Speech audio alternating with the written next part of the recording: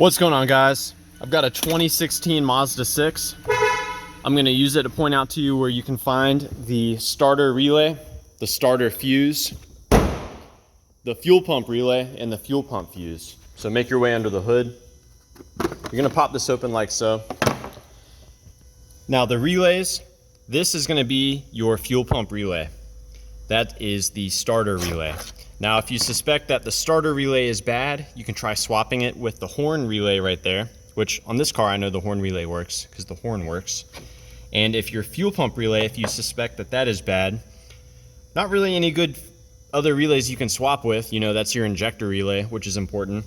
This is your ignition 1 relay, which is important. So you can just try tapping on it to see if you can unstick it, for lack of a better word. Now the fuses, that 30 amp J-case fuse is the starter fuse. You can peer in there. It's translucent kind of. You can see if it's blown or not. Or you can swap it with the fuse underneath it, which is actually, that's for one of the cooling fans. Now the fuel pump, that fuse is going to be right there. So that's the fuel pump fuse. There's actually a puller on the back that you can use to pop it out. And there's actually a spare fuse on the back of the cover here as well.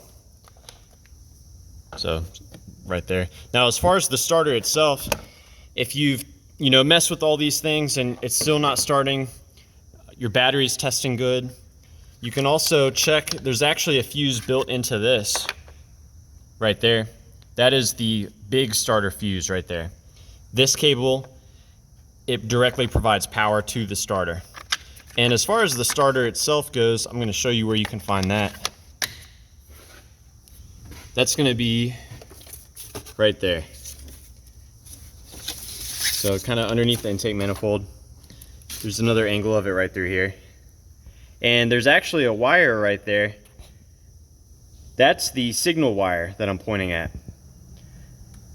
Now, if you provide power directly to that terminal, the starter should turn over if it's good. If the starter does not turn over, even after you directly provide power to that terminal, then you know that the starter is bad, or maybe it's not receiving voltage from the battery, or the battery itself is really weak. Alternatively, you can check that wire, and it should get power when you are attempting to start the car. If it's not getting power, then you know that there's something else interrupting that power. So yeah, that's about it. Let me know if you guys have any questions. And for most of you, probably you'll end up needing a battery at first before you have any relay failures or anything like that.